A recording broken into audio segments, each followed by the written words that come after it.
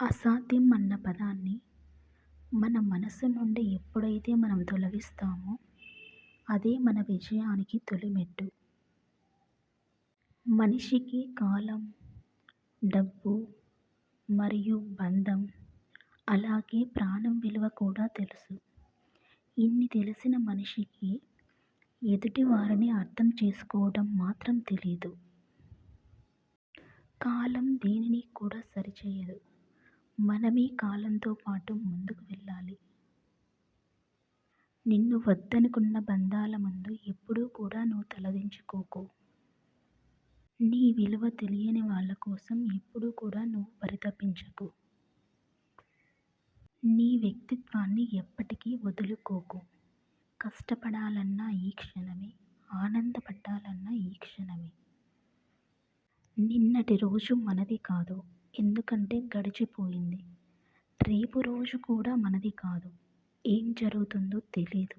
కాబట్టి ఈ క్షణం మాత్రమే మనది.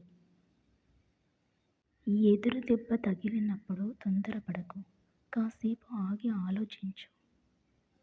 జీవితం నీకేదో నేర్పాలని ప్రయత్నిస్తుంది, గ్రహించు. కష్టపడే వారికి చిన్న చిన్నగా వారి కష్టాలు దూరం అవుతాయి. అందుకే కష్టపడండి.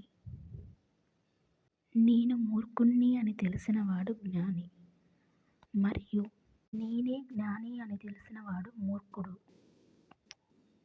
మనసును మంచి ఆలోచనలతో నింపండి, అదే జీవితాన్ని సుఖమయం చేస్తుంది. ఉత్తమంగా మనం జీవించాలి అంటే అందుకు తగ్గ ప్రయత్నం కూడా చేయాలి కదా.